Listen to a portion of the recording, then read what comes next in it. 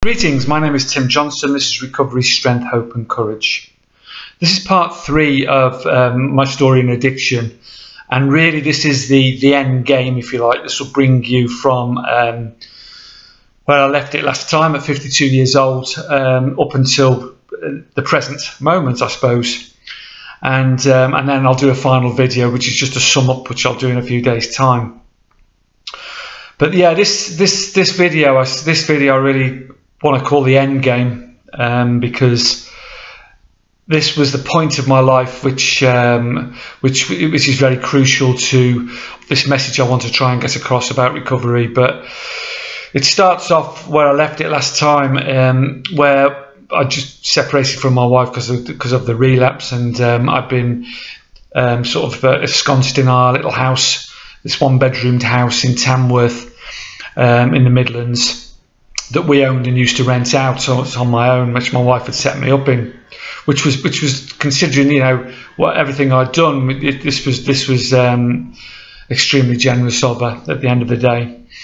So I went in there initially with nothing, no job. I signed on the dole, or employment benefit. I don't know what it's called in America, but employment exchange or whatever. This was an extremely massively low point for me. I mean, there's nothing wrong with signing on, but for me, I'd worked since I was 14 years old, and here I was at 52. You know, I'd never ever been out of work as such. I'd always been employed in some capacity, and always, you know, 90% of my life was in a management role.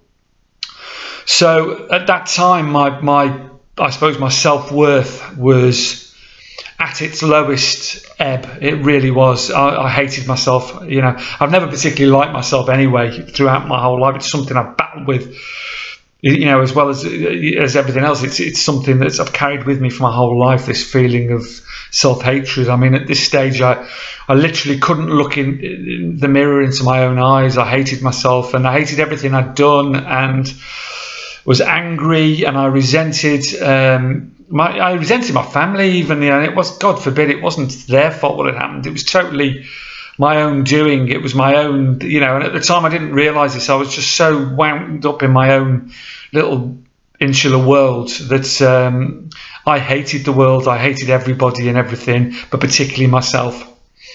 But I thought, I've got to do something about this. So at the same time as signing on, I was looking for work, and I was living in this one-bedroomed house. And I went to the CDT, the Community Drugs Team, in Tamworth, and I was still taking pills at the time. I was trying to cope. I didn't have any money. I mean, I already had my dole money, so I was like selling stuff and that had been put in the house, and I was desperate and manipulative and trying to get this money. But I wasn't eating properly either, because every sort of penny was going on either strong lager I was on at this time, cheap pound cans of K cider, and any other strong lager I could get cheaply from the corner shops. It was desperate, you know. It was dark. I mean, this whole 5-year period, which I'm going to talk about now, was the darkest period of my life, and I'd had some pretty dark periods up until this point. So I'd reached this point where I'm never gonna. My family was pretty spread. My wife was obviously continuing managing a fantastic business, which she's still in now and doing a great job. She still came to visit me once a week. I think it was on a Wednesday. She used to come, and we'd go for coffee, and she'd treat me to coffee, and we'd talk. But she could tell I was still in a mess. There was no chance of me ever sort of getting back or rebuilding any sort of relationship at this stage, because I was still in such a bloody mess. So I was doing the pills, I was drinking strong lager. And on the days that she met me, I mean, I tried to never drink or smell of drink at all. Like, you know, trying to set this example, but it was just a sham. It was just, I was hiding. I was very lonely, isolated. You know, I was isolating myself in this little house. And I went to the Community Drugs Team and asked for help. You know, what can you do? And they put me on Suboxone, which is an opiate replacement, and it was an opportunity for me to sort of put my life in straight, if you like, without chasing around for pills. And this is the good thing about Suboxone. It's But I was still, I look back and it was ridiculous really, because they were giving me all this help, and I was having counselling, and I was having all sorts of help from them, brilliant, you know, free of charge.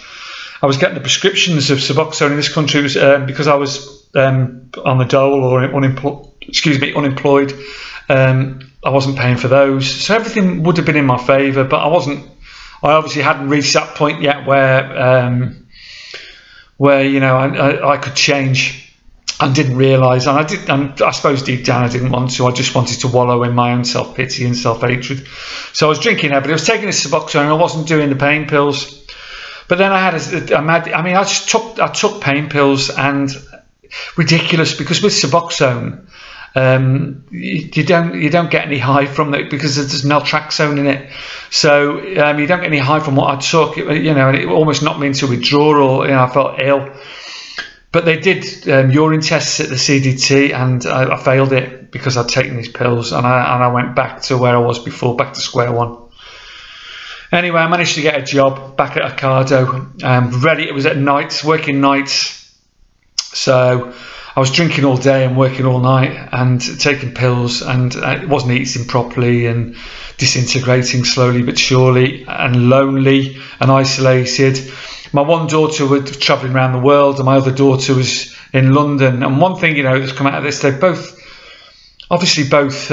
suffered great hurt during all of this, but they've both been so strong. They must get it from their mother, this strength of character inside, because I'm so proud of them, and I'll talk about that in the final video. But my eldest daughter is a forensic scientist, and she studied very, very hard to achieve that, and she works with the police now, and amazing job in London, the one that's getting married. And my other daughter is managing a fantastic new business, is in at the start of it in central London called Good and Proper, and I couldn't be more proud of both of them. You know, what they've achieved regardless of what's happened is amazing. But anyway, they were spread all over the place. I never saw them because obviously my one in London, and one was at this stage, my youngest was travelling around the world still, and saw my wife once a week. So I didn't have any friends. The people I saw at work weren't friends. It was sort of nodding acquaintances. So I'd do this work at night. I'd get money. I'd take pills and drink strong cans of cider and lager during the day. Maybe get a couple of hours sleep. And this cycle went on, and it was dark, and this little one-bedroomed house, God bless it. I mean, in the end, it was a godsend to us because we sold it. But it was a dark, and many times I tried to stop and on my own and suffered and went straight back. And I was at the point where I just wanted to end it all. I really did consider many times suicide. Anyhow, towards the end of the next sort of year, I started to get a lot of pain in my hip at work. The job I was doing was extremely physical. It really was. You know, at nights, it was like 12 hours of solid manual labour at night time at Ocado. And, you know, it was 53, I think at the time, 53 and a bit. And I was getting this massive pains in my hip, and I went to the doctor. And I thought it'd be a good excuse to get pills again, and I did. You know, I got strong codeine, but he also sent me for an X-ray, which shows you how my mind was working. Because really, although I was in extreme pain, I was more concerned with what he prescribed me, and again, I started abusing all that as well, and that's another story. Anyway, so it sent me to this for an X-ray, and then sent me to the specialist. He discovered I had osteoarthritis and a really bad wearing of the hip. And I suppose the years of running marathons and being on my feet 16 hours a day for many years had taken their toll. And the specialist took one look at he said, you need a hip replacement.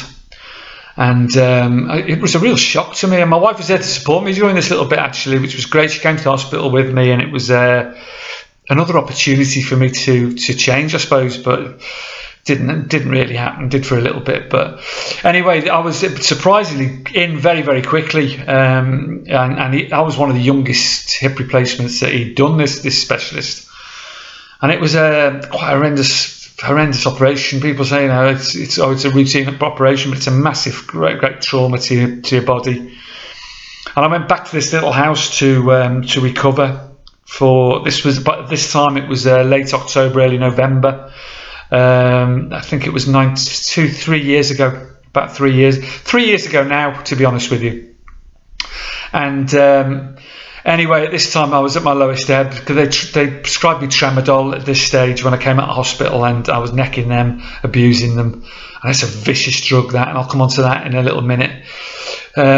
And still drinking to try and cope, and couldn't get out hardly because I was in so much pain, and should have been out exercising it and wasn't.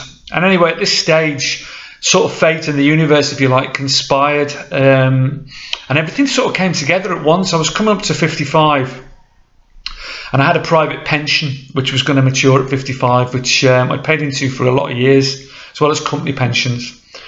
And it would give us a lump sum and also an amount for life for me. This was coming up, and also at the time there was an amount of money put aside from my mum's death that was going to mature because we'd had in savings, and also the house we could put up for sale. And my wife, we'd been coming to Spain for many years because my sister-in-law's lived here for over 20 years, and we loved it. And this little village, Magna Pueblo, set back in the hills but overlooking the sea, she'd fallen in love with it about 7 or 8 years previous, and she visited this site where they were going to build apartments, and said, if one day we're going to have an apartment, and this was a dream of ours for many, many years, we're going to have this apartment in Magna Pueblo, this particular one. She looked at it before it was built even. This is fate conspiring, I suppose.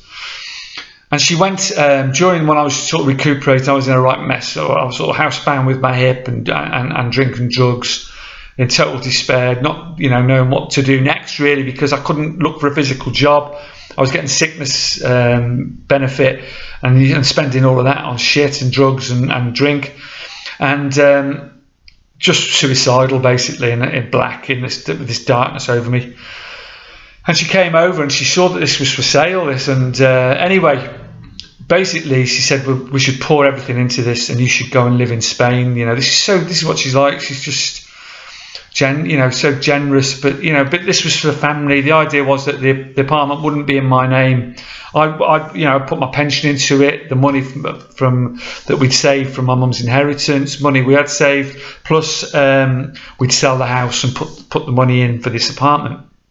And this is what happened. I came over to look at this apartment in January of that year, 3 years ago, and fate conspired. Everything fell into place after a battle to get it, I have to say, from the accountants. I eventually moved in, and we did it up beautiful. My wife did. It was all with money we had spare from the sale. We put brand new furnishings into it. It's done beautifully. My wife has real good taste, and this apartment was going to be somewhere that she could, although she'd be in the spare room, and she could come and visit regularly, because it's such a beautiful village I live in. And I had everything. I overlooked the sea, the Mediterranean Ocean, with views to the Atlas Mountains in Morocco to one side, and the Sierra Nevada Mountains to the other side. It's not, we're no tourists. It's quiet. It's the most idyllic place you could possibly live, in the sun, and with this little beautiful village with cobble streets, 5 minutes walk away, and old Spain, if you like. And I moved in, and I suppose for the first month it was a bit of a novelty. I was still taking tramadol at the time, and this next couple of years is the darkest period of my life, really. And it's a paradox, isn't it? It's weird, because I had all this beauty and this life, money to spend. My wife sorted out the community charge every month and all that. So the money, I had my pension money come in every month to look after myself here, support myself without having to work. Retired in the sun in this beautiful place, and I discovered they sold tramadol tablets in the chemist over the counter, really cheap as well. For 60 tablets it was like £5 or €6, and it escalated that. I was taking this stuff, and I was deeply, spiritually, mentally and physically a mess, and very unhappy. And I had all this beauty around me, and people say, you had all this, beautiful, and there's life, and you retired, you had everything, you had everything, but I didn't. I couldn't see any way out of this. And people in addiction will understand this. I mean, I had all this opportunity and stuff around me, and yet it escalated, and it got worse and worse. And drink is very cheap here. And that escalated as well. And in the end, I was shutting myself in the apartment 24 hours a day, not even going out in sunlight, necking, because I was taking so much. And as you know, in addiction, it had reached a stage now, my addiction, I say it's the end game, but it had reached a stage where I was necking like 15 or 20 of these tramadols maybe twice a day. And that sounds like it would kill you, and it would kill a person that wasn't tolerant to it. But all I was doing was staving off this withdrawal. But it was the drink. It was insidious as well. Like, I was necking a lot of drink, a lot of vodka and cheap 60 cents litres of wine.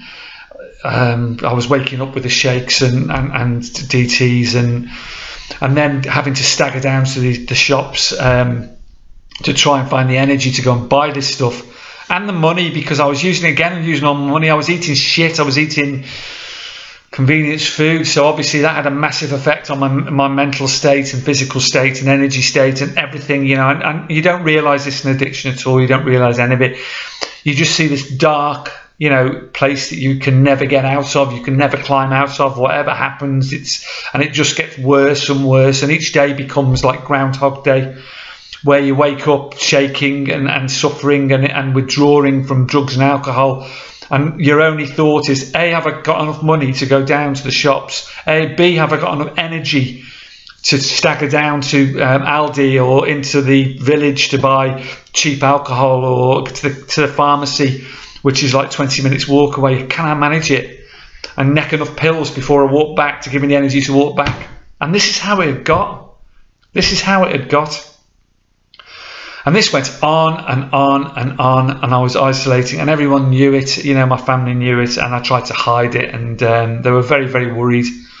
And when they visited, I tried to sort of cover it up a bit, but they knew, and I could see it in their faces that they knew what was going on. Although I don't think they even realised how bad it was, because I hid that. The worst was obviously if they came for a week, then I would make sure that I wasn't, I was sort of with them, I wasn't sort of shut in my bedroom, absolutely pissed out my head all the time. So we get to Christmas, and this is not last Christmas, but the Christmas before. This was the crunch. People say, why did you, what was the change? What was the reason why you stopped? And it stemmed from this Christmas day, this Christmas visit. I went for a week over Christmas, and the whole family. Traditionally, I cooked the Christmas dinner because I'm a chef, obviously chef trained. It was my role to cook the Christmas dinner. And I cut back on the pills and obviously wasn't drinking. And when I went over, and I started to withdraw, and it was terrible. And I thought I could hide it, but I couldn't. I was shaking I was so ill. I was seeing things, I was shaking so much, I couldn't sign their Christmas cards. This is terrible. And I couldn't hold my knife and fork to eat. And I was in a hell of a mess. And my foul family noticed this, and they sort of rallied around and they helped me cook the Christmas dinner, and they realised how sick I was. And my oldest daughter, who's always spoken her mind, she's a brave, strong girl, got me alone in my hotel, because I was staying in the hotel. I wasn't allowed to stay in the flat. And that was, that in itself was screwing me up, because all my pictures were still up in there and everything, of me and family and what life used to be like. And she was in tears, and basically the crux of it is, but I won't go into the whole conversation, but she said, "Dad, I don't want you to die. I don't want you to die. I want you to see my children grow up, and I want you to see me married," because that was on the cards. Her fiance was there, and although it was this last Christmas he proposed to her, it was on the cards. They were living together at this stage, just buying a house. She said, "I want you to see them grow and be married. I want you to give me away," and I was in tears, and I was in a mess anyhow. I went back to Spain after all this, and made an attempt And but it was on my mind, this, but I still carried on, and I was still in this cycle. I couldn't break out of it. I just physically couldn't break out of it. I didn't think I had the strength or the I had the motivation, but it hadn't really sunk in. I don't know why it hadn't sunk in, but at that particular moment in time, it took me several months to for it to really sink in, and a couple more visits, and then some more tears, and eventually we got to August, and this is August 2016, so not this August, the previous August. And I thought, this is it, I'm stopping. I'm going to stop the pills. And I had it in my head that I would withdraw from the pills, but I'd keep drinking for a bit just to ease the withdrawal from the pills and to get me off, and then eventually I had to stop drinking. And this was in my mind, because I thought it was, and I was probably right in one way with the withdrawal, because it would have, the amount I was drinking and the amount of pills I was taking, it would have been too dangerous for me to withdraw from the pills and the alcohol at the same time. So I thought, well, I started to think, beginning of August, I'll set a date for mid-August to stop the pills, and I geared everything towards this. And in my head, I just thought, this is the time that, but I didn't realise I wasn't 100% committed. I was about sort of 70%, I suppose, to doing a lot. And it was a combination of reasons. It was obviously my health was really suffering at this time. I was in terrible, no energy, and I was coughing blood up and all sorts of stuff. And then for my family, but it was for me more than anything. It has to be for you, but it really was for me. And people ask me, what was different this time? What did you do differently? Well, I thought, well, I'm going to gather the first thing I want to do is gather as much knowledge as I can around this. Although I'd withdrawn many times before, from drugs and alcohol, I thought, well, what have I not done right? So I looked back at, and I didn't look at this as closely until a bit later on into my recovery, but I looked back at all the story I've told you over these last couple of videos. This is the third video, so like video 1 and 2. The times I was sober for any length of time, the things that I was doing, what was keeping me sober. And also I wanted to get as much information, first of all, about withdrawal of drugs and alcohol, but drugs and opiates initially.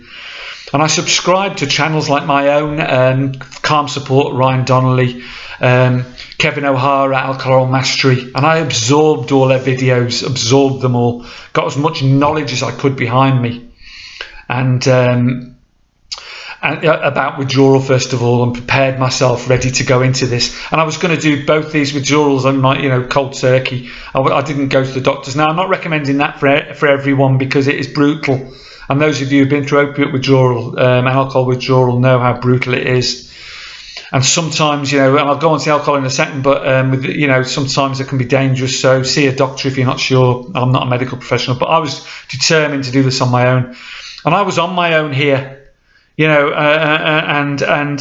is why it's so difficult to get out of addiction if you're on your own with no support. Because this is what I was like in addiction. I didn't have any support here. Didn't think I needed it. And I was on my own here, isolated, with money in my pocket, in a dark place. It's just a recipe, hating myself.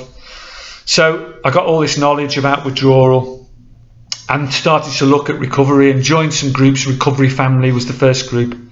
And this is where I give a mention to people like people I've known from the start, like Nick Matson, who's in rehab himself at the moment, but clear nearly a year now, amazing. Rockin' Roberta, who I've been subscribed to a channel from the start, and Inspiration, who's now totally clean and gone through all of this, and followed these people's journeys, and many other people that I can mention. Alicia MC, another one from the start, and her journey. And these people all inspired me, particularly Ryan Donnelly and Kevin O'Hara. And I got all this information, and I had this support, and I joined these groups, and away I went. And I went in, and on August the 20th, 2016, went into opiate withdrawal. And this is where I say to you, look back at my other, I've got 80 videos backwards now and it comes from I started making them in January of that year, of 2017, but I'll come into it in a minute, just after my alcohol withdrawal. and look back, because I go into great depth on how to prepare for withdrawal and withdrawal itself and the effects. I'm not going to go into that deep now. It was brutal though. It was brutal, but I was drinking through it. I shouldn't have been. And of course, those of you know what's coming next. I was clear of the pills and proud of myself for that. Eventually, a few weeks in, I was suffering though. I was suffering still, because it takes ages, because my mental state wasn't right. I hadn't got my mental state right at all. I wasn't doing the right things. And I started drinking very, very, very heavily. Of course, the pills stopped and the drinking escalated and escalated and escalated to the stage where I was near death. And I really was. And this was the true end game, because everything I'd learned, I'd sort of forgot for this period of time up until October and late October of that year, 2016. And I was drinking 2 litres of vodka a day every day, and litres of wine as well, cheap litres of wine. I was literally oblivious to everything and everybody. I was waking up and vomiting blood. I was as near to death as you could possibly be. And then I had this sudden flash of I don't know what it was. I don't know where it came from or what it was, but I knew I didn't want to die. And this is the ultimate choice. And people talk about rock bottom, and rock bottom, does it exist? I don't know. But if it does exist, I prefer to think of it as you know it's time to change. You realise you've got a problem. You are fucked. You can't. Yeah, and then you've got to ask yourself, do I? And it's like Russell Brand says, do you want to sorry to be crude, but unfuck yourself? And then you look for help to unfuck yourself, basically.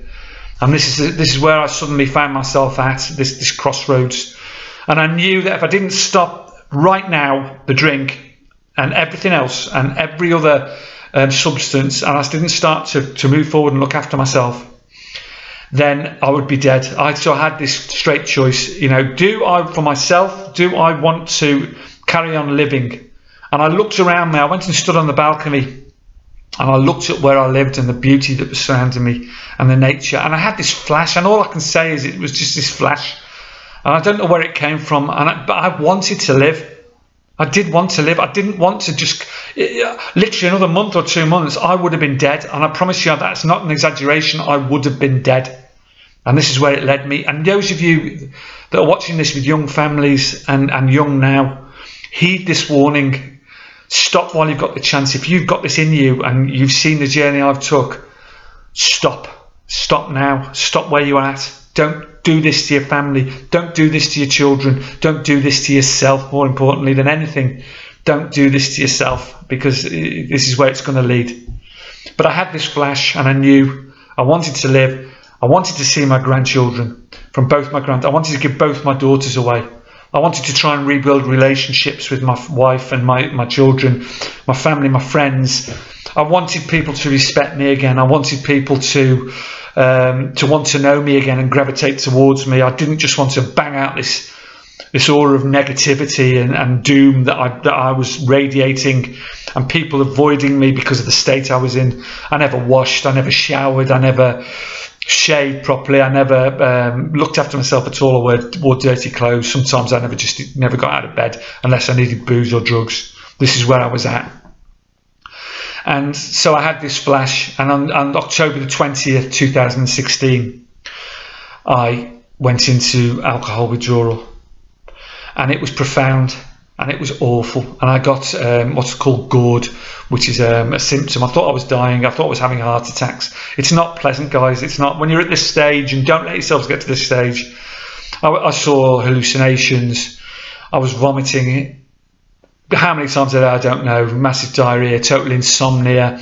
The sweats were appalling. I stank. I couldn't hold a knife and fork. I couldn't eat. I couldn't even pick up a glass because I was shaking so much. It wasn't. My whole body shook. This is for days. You know, don't get into that state. Don't get yourselves into that state.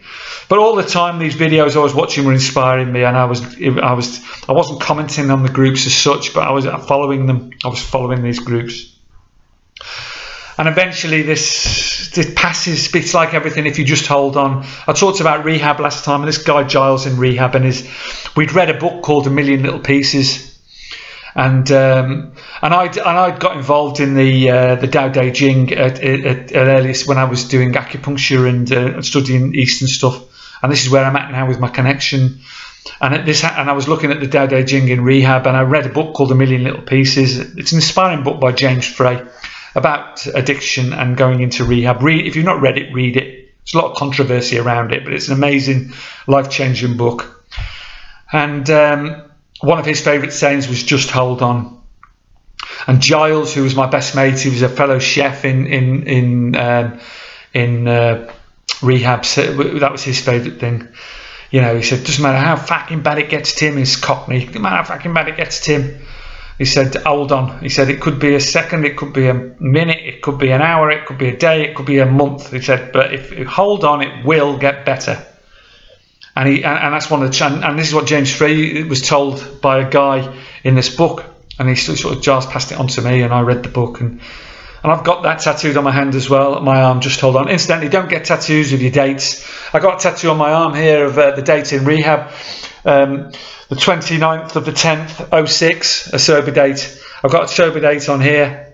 Don't get sober dates tattooed on you. It's a recipe for disaster, because I'll never get a sober date tattooed on me again, because it just reminds you of failure. But it also reminds you of pain as well. So I suppose in some ways it's a good thing.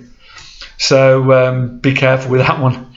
So yeah, just hold on, because it just gets better. And this was going through my head constantly during this alcohol withdrawal. And I went in, got through it, and got through to Chris, got through the worst part, but started looking deeply into these groups. But then I also started looking at how I was going to stay sober, because this is the early days now, and it's really difficult. It's really hard, and a lot of people go back because they've not dealt with the issues that were driving them there in the first place. They've not dealt with those issues. And I'm going to discuss those in my next video, the final part of this video 4, where I'll just sum everything up, but I'll also tell you how that I've stayed sober by looking back at those periods that I learned from of sobriety, and looking at information. Knowledge is power, guys. Don't forget, knowledge is power. You've got the internet, you've got YouTube, you've got thousands of people, you've got information at your fingertips that people never had before. Get as much behind you as you can, and knowledge, and then formulate your recovery around that knowledge, and it suits you. And if that's AA, that's great. It wasn't my thing, but I respect it, and I think it's great, and it keeps a lot of people sober. Smart recovery, another one. Doing what I do, following some of the stuff. If you pick some of the stuff that I do and then add your own. What I did was pick all the best of everything I possibly could research, the best. Everyone from Russell Brand to Ryan Donnelly to Kevin O'Hara to many, many other people, scientists, you know, the Tao Te Ching, obviously a lot of inspiration from that, and nature, and obviously the two main things that really are bedrock: diet and exercise. Diet and exercise. I can't say that enough. And I'll go into that, and I'll sum everything up in that final video. But please, if this is not out of your reach, if I can do it in the state I was in for all these years and feel complete like I do now, I can't tell you how I feel. I feel amazing, amazing, amazing. I feel that the greatest I've ever felt in my life. Relationships are coming back to me. My family are seeing it the best way I can show them. You know, I can never make up for what I've done in the past to them or anybody else, and some of the terrible things, but I can't dwell on them either. And I'll talk more about that in the other video. I can't change them. I have to realise that. And the only way that I can move forward is to prove to them that I'm a sober, caring, loving, kind individual that's doing as much as he can for other people, and is setting an example that their children, my wife, my children and their children can be proud of. And when I die, they can remember, and remember proudly, not the person that I was, not that person that I don't recognise anymore after 15 months of this work. And I'm a work in progress. There's nowhere near transcendence yet, and I'll talk about that in the next video. So yeah, watch the final one, which I'll just sum everything up. And Don't forget, seize the day. Today's the day you could change your life forever. Don't forget, you can't, you know, people aren't going to come and save you. No one's going to rush in a Superman outfit and suddenly say, "Way, you know, I'm going to change your life." There's only you can change your life. You know, it's simple as that. When everything changes, and only you can do that. Only you can do that. Change the way you look at things. Change the way a person you are. Rebuild yourself. Rebuild your life. Stop while there's still time. You know, learn from, if anything, learn from what I've been through in my life. Okay, so thanks for listening, guys. I'll do the fourth one. I need to think about it for a few days and give you some good information in it. So watch the fourth video. Subscribe if you like these, because it will help more people see them, or like them, or whatever, or share them to other people if you think they'll be helpful to other people. Much love to you all. Seize the day. Carpe diem. Bye bye.